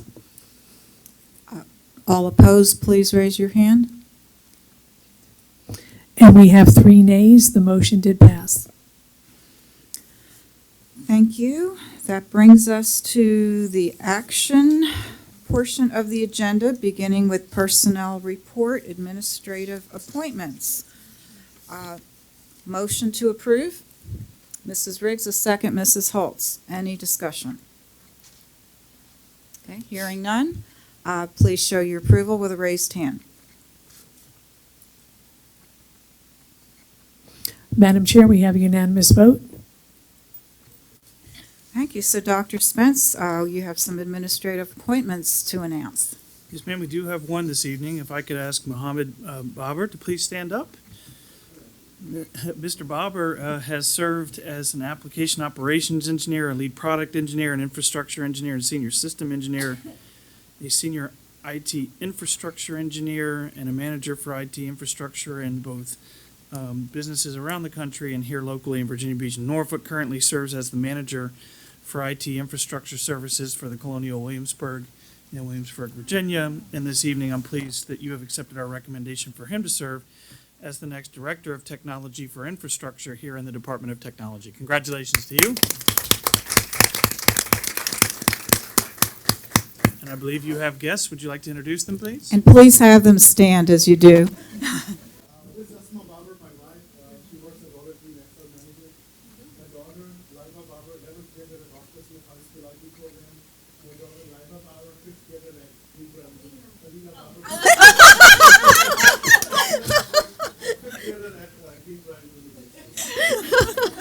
Thank you all so much for being here. All right. The nerves get the best of all of us. That's all, Madam Chair. Thank you. And the second and final action item is the 403B Oversight Committee membership. Motion to approve. Mrs. Holtz, a second. Mrs. Manning. Can we have is somebody here to give us a quick recap on that? Thank you, Mrs. Pate. So we have a 403B committee. I think Ms. Manning serves on that committee as well. Due to my movement to the Chief Financial Officer position and Mr. Hopkins moving to my previous position as Director of Business Services, it did leave a vacancy on that committee. And so we put forth Tiffany Jacobs as our recommendation to serve on that committee. Tiffany's been with the division for a little over 15 years. She's currently the Assistant Director of our Maintenance Services. Prior to that, she was the Grant Manager in the Department of Budget and Finance, and she also worked as an Educational Data Analyst for the Renaissance Academy. So we think it was a good fit for her to come on board to that committee and serve with us. Thank you. Mrs. Manning? If I could just add, we voted in committee and it was unanimous to add her to our team. Thank you for that additional information. Anybody else? All right, then please show your approval with a raised hand. Madam Chair, we have a unanimous vote. Thank you. So now committee, organization, or board reports. Who would like to begin? Mrs. Riggs. I just wanted to make an announcement that Sister Cities will have a booth at the PhilFest weekend in October. I think it's 8th and 9th. Yeah. So I just wanted to let everyone know, if you happen to attend, please stop by and see us. And also at the NES Oceana Day, they also had Tallwood High School had a really great booth that they worked with and introduced the sister cities in a game in technology and it was a super good game that Bev saw first and pointed out. So we are moving on and hoping we can get moving more involved in everything because school has started. Yeah, it is the 8th and 9th. Thank you. Thank you, Mrs. Anderson. So, today, the working group, the Enhanced Employee Input Process Group, met, and we came up with, well, let me just start off with the purpose of this group is to ensure that employees have an opportunity to be heard. In addition to the employee input survey that is conducted, the Human Resources will be offering a series of employee meetings annually. So the location of the meetings will be at Plaza Annex, and we will have some virtual as well. We will have a schedule of meetings. There will be 5 meetings total for this coming year, starting in November. We will have in November, we will have 2 face-to-face meetings, one on November 18th at 9 a.m. That's in the morning for those people who work later in the evenings. And then on Monday, November 21st, we will have a face-to-face meeting at 6 p.m. And then on Tuesday, November 29th, we will have a Zoom meeting at 5:30 in the evening.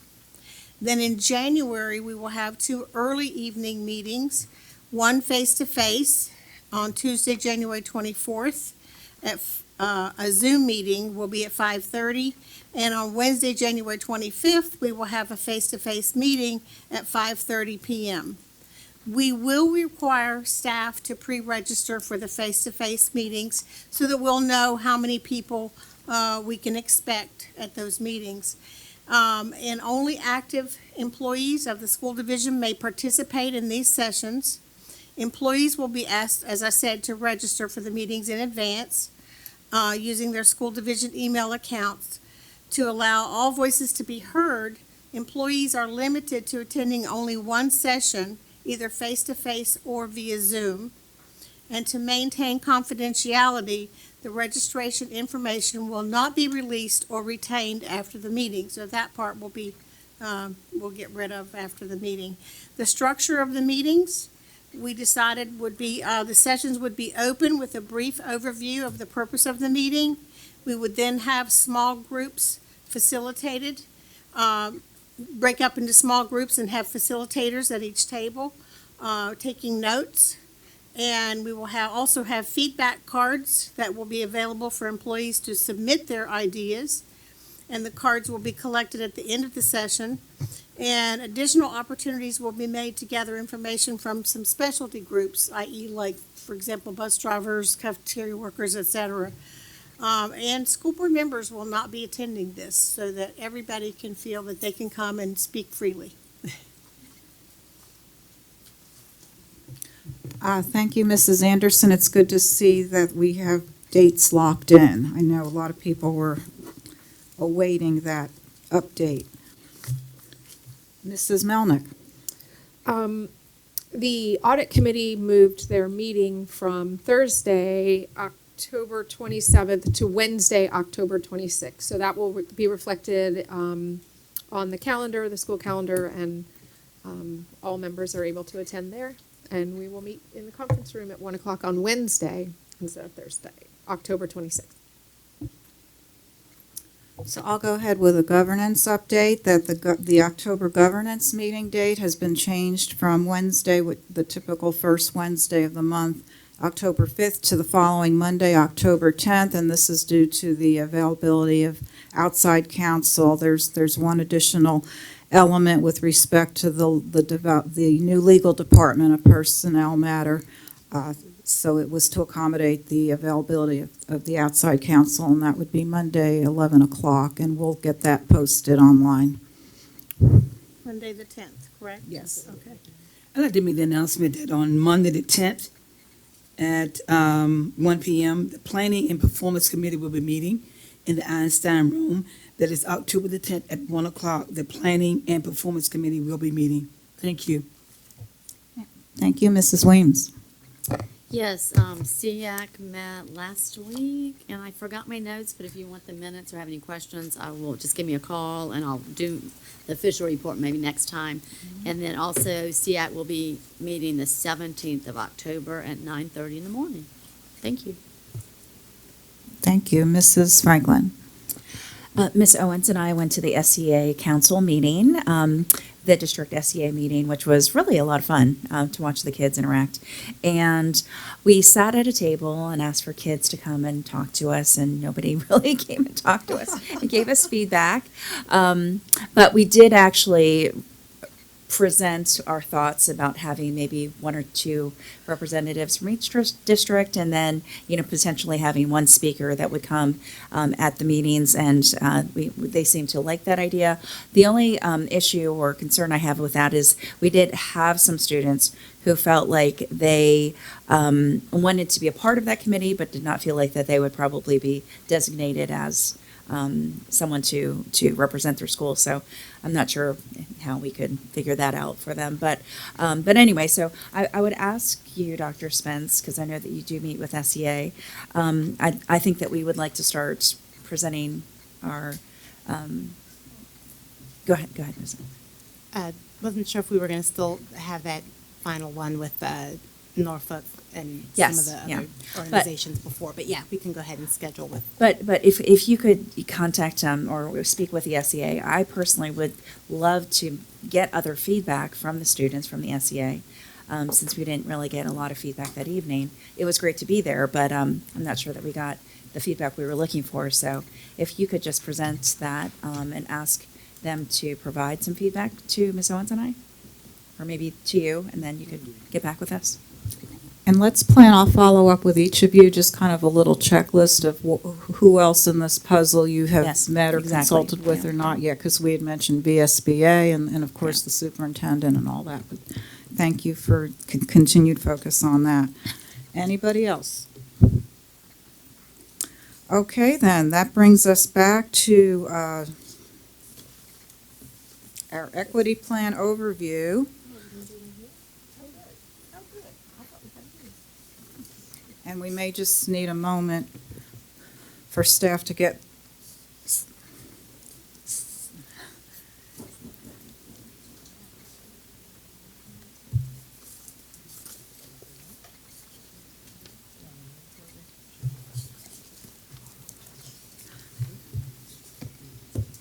So here to welcome Mr. Harris. Good evening. Good evening, Chairwoman Rye, Vice Chairwoman Melnick, members of the board, and Dr. Spence. It is an honor and a privilege to appear before you this evening to share an overview of the equity plan. This presentation will provide a brief synopsis of the structure of the equity plan, the timeline of events and actions leading us to where we are now, the equity assessment priorities, and the high-yield strategies that resulted from feedback and input from stakeholders. The full equity plan will be presented to you on October 11th.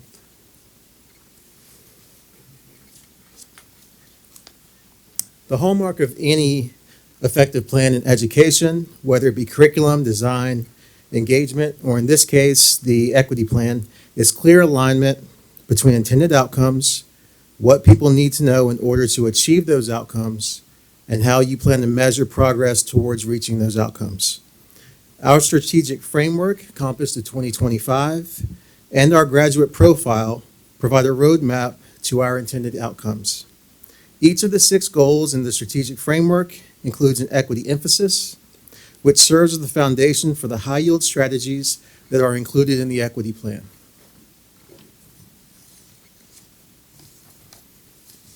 On September 9th, 2020, the board adopted Policy 5-4, the Educational Equity Policy.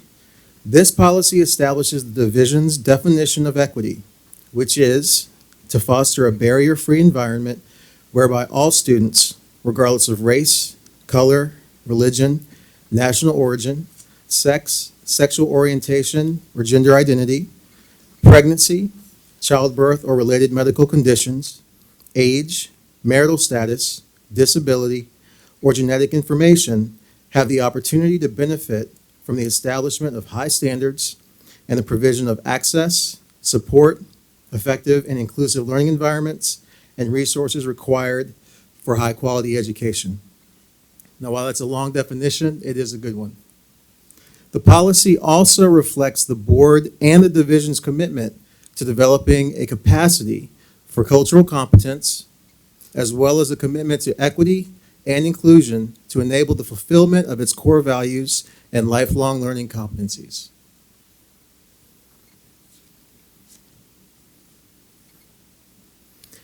In addition to a definition of equity and purpose statement, Board Policy 5-4 calls for an equity assessment to identify inequitable practices and procedures within the school division that have historically or are currently resulting in inequities of opportunity for students and staff. An equity assessment was conducted between January and May of 2021. Information was gathered through interviews with stakeholders, focus groups comprised of stakeholders, and existing data analysis. The assessment team then conducted a tour of findings to summarize and share what they discovered. The findings from the equity assessment were published in November of 2021. Key findings from the assessment are bulleted. 14 recommendations were presented as a starting point for further conversation and the development of an equity plan as required by Policy 5-4. The goals of the equity plan are, again, aligned to the goals encompassed to 2025.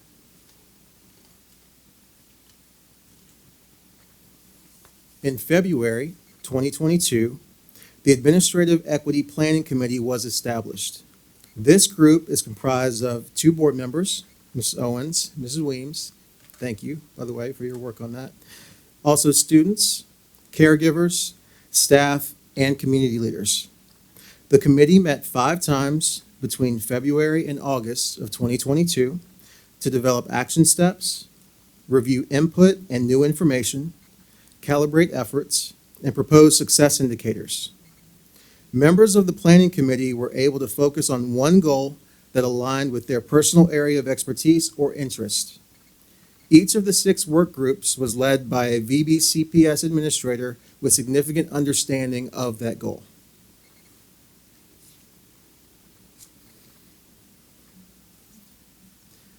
This is an overview of the planning process.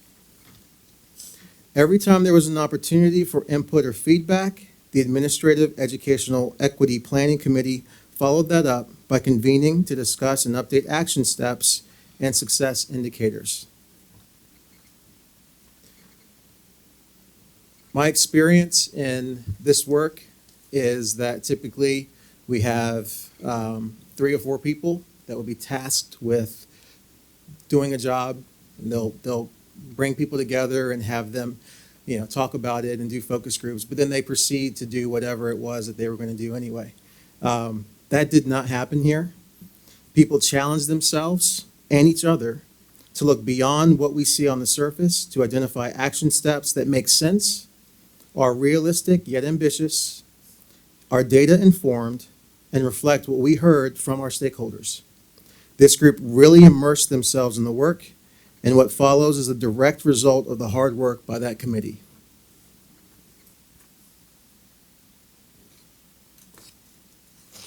Goal 1, educational excellence. The equity assessment priority is to ensure diverse cultures and perspectives are positively represented in the curriculum. The high yield strategies for Goal 1 are to implement and share teaching practices that foster deeper learning and engagement and are adaptable to diverse student needs, with an emphasis on Black males, economically disadvantaged, English learners, and students with disabilities. When we say deeper learning, we mean critical thinking skills, collaboration skills, the traits that we would associate with future-ready students. The second, incorporate multicultural resources and materials into the curriculum at all levels. And develop and embed protocols in curriculum that help facilitate effective classroom discussions from multiple perspectives. Now, in the full equity plan, each goal has a data component, spotlighting areas of focus, or in some cases, supporting findings from the equity assessment. The intent here is to provide a snapshot of what that looks like. I've also pulled one action step and the related success indicator to show how they align with the high yield strategies. For these examples, the data item is not necessarily linked to the action step. So here you see that lower percentages of Black, Hispanic, economically disadvantaged students and students with disabilities were on reading level, grade level compared to their peers. We know based on current and past data that in particular Black males with disabilities underperform when compared to their peers.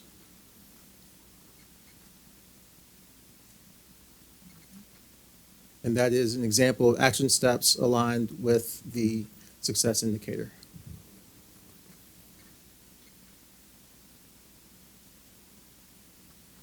Goal 2 is student well-being.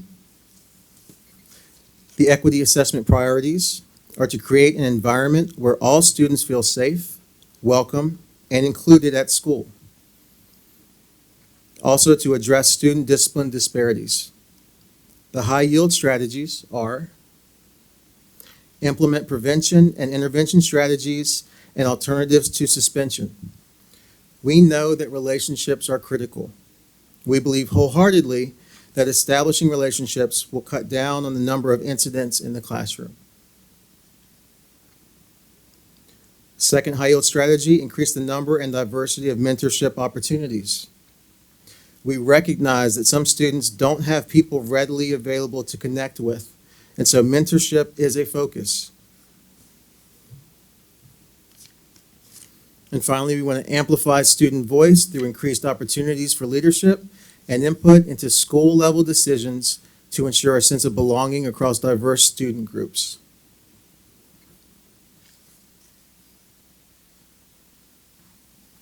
One of the major findings of the equity assessment was the disproportionate rate of referrals and suspensions for Black males.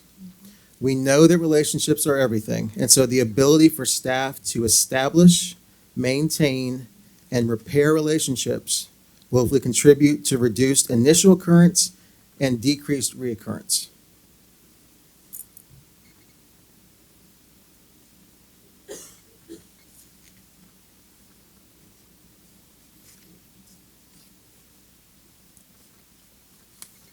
Goal 3 is student ownership of learning.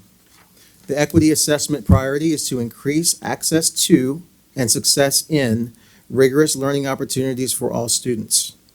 The high yield strategies are to offer supplementary and extended learning experiences at the secondary level to address disparities in advanced coursework participation. Further promote and expand equitable access to services and programs that support students' future aspirations. Increase awareness around entry points and support for students interested in enrolling in advanced coursework and programs.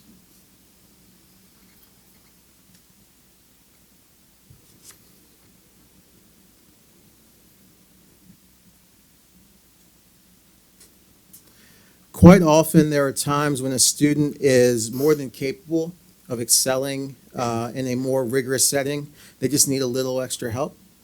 By providing access to supplementary materials and resources, students can get a taste of what an advanced course might be like and start developing necessary habits to ensure success in an advanced setting. We plan to take a hard look at materials and resources that we currently have and ensure that families have access to them.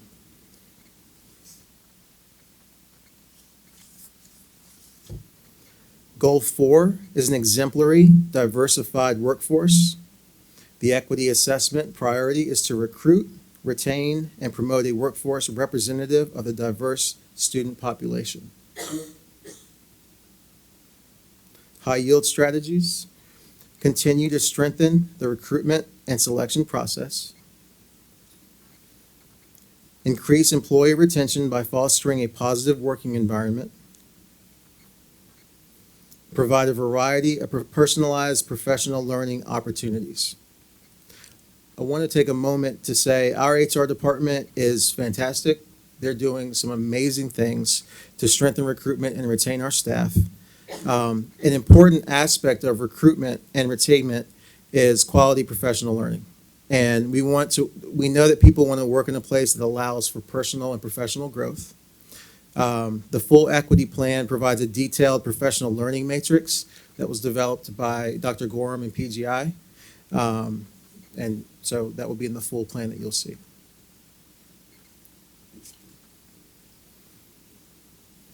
This data component reflects the small percentage of instructional staff of color relative to the student population.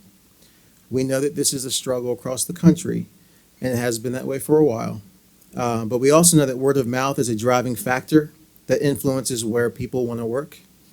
We have a phenomenal staff here in VBCPS, and we know that they are more equipped than anyone to tell others why VBCPS is such an awesome place to work. We want to find ways to get staff, particularly our staff of color, out on the recruiting trail.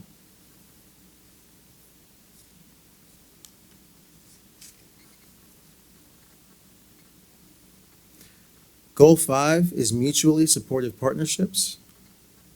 The equity assessment priority is to increase opportunities for stakeholders to be informed and involved. The high yield strategies partner with local agencies to provide wraparound services for students and families.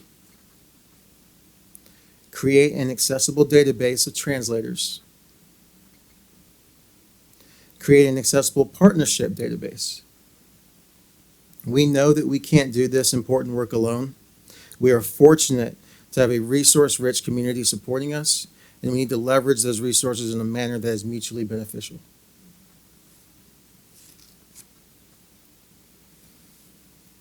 Generally, our schools and the division in general does a good job of hosting events and providing opportunities for families to engage with us.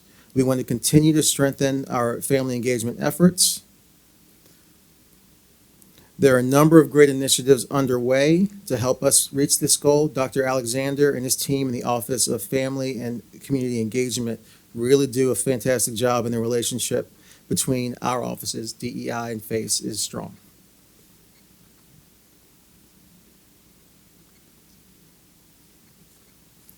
Goal 6 is organizational effectiveness and efficiency. The high yield strategies. Develop and publish an equity data dashboard. Collaborate with community, business, or organizations to leverage resources to support equitable opportunities to level the playing field. Provide adequate human and capital resources to support sustainable growth.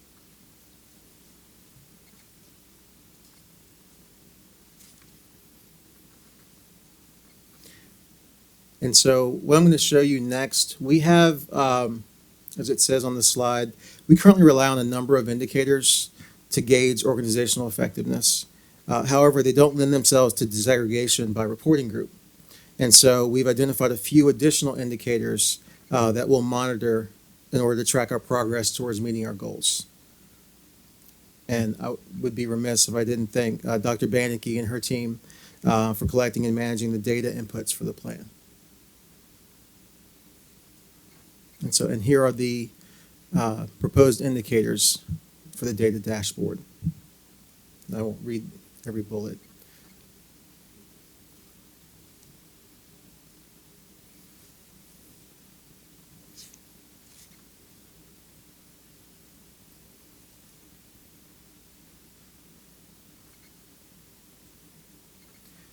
We know that this work isn't easy, and there is no quick fix. But I do believe, however, that this plan provides us a path forward. I believe the staff here in VBCPS are ready, willing, and able to meet the demands. And I would like to thank you all for providing me this opportunity to present this overview, and I look forward to presenting the full plan on October 11th. And at this time, I'm happy to answer any questions that you may have.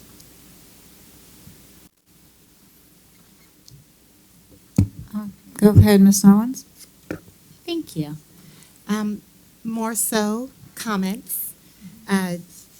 First of all, just want to thank you, Mr. Harris, for picking up the ball. This has been a long-going process at this point, and it can be tough to transition. And you certainly made it feel seamless for our group, and to help re-energize through what is kind of a long process. There was a lot of different meetings and input, and so I'm glad that you were able to kind of spell out that timeline for us. I'm really pleased with the strategies that we came out with, and to see this come together. And when I look at, say, goal 3, and we're looking at those strategies, it lets me know that we're on the right track, because as a division, we had presentations last meeting where we talked about the environmental studies program, and they are already kind of implementing some of the things that our group talked about. And so it certainly gives validation to some of the good work that's already happening within our division, and lays out a framework for how we can continue to track it and be transparent about it, so we can see where we're making progress, where our progress is slower than it should be, and where we may need to make adjustments. So I'm excited, and I think that this is a very transparent way for those in our division and the community to understand the steps that we're taking at this point. So thank you.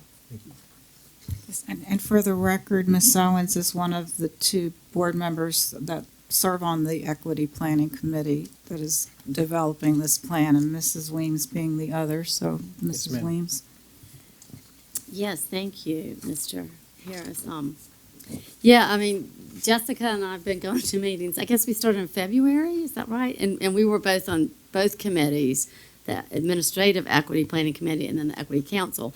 So at first when we were going to meetings and running into each other every couple weeks, I thought, you know, how was this going to just like end up? Because it was just organized chaos because we had so many people sticking up sticky notes and everything. And of course, this was Lisa Banneke's world. I'm sure she loved it all. But it has all come together so well. And I just love the fact that we have, you know, certain high yield strategies and verbs in there, what we're going to do. So I really do appreciate that. What was brought up many times in my small group, and I'm so glad that obviously it is brought up multiple times here, is that sometimes we think of equity as just race, and here we have Black, Hispanic, economically disadvantaged students with, you know, disabilities and learning disabilities. So I really do appreciate that we, you know, encompassed everything, and I know that was brought up a lot. Also, the student engagement, that was very good. I know I was next to a student when we were doing one of the assignments to put up a sticky note. And he was so funny because he said, I don't know what to say because I want to say this. And I'm like, well, write it down and stick it up there. And so they were really good, too. The students had a lot to offer. So I'm glad that we've got some meat on it and it's coming all together and into a document. And I look forward to see what you share with us in October. Thank you so much. Yes, ma'am. Mrs. Manning. Yes, thank you. And I really appreciate it. I feel like this is true diversity. I feel like it's more than just one thing being looked at here. So I really appreciate that. I really appreciate goal one most, the educational excellence. That's what we're here. That's what we're here for. And I really appreciate, you know, the focus on reading on grade level and helping the transitions with our students with special needs. So thankful for you and the work that you're already doing and bringing this all together. Thank you, ma'am.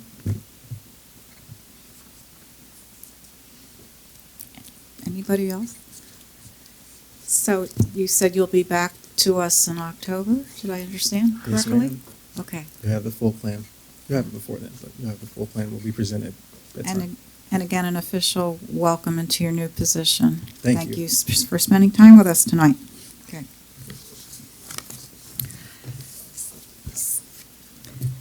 So with that, we are adjourning this meeting, and safe travels home, everybody.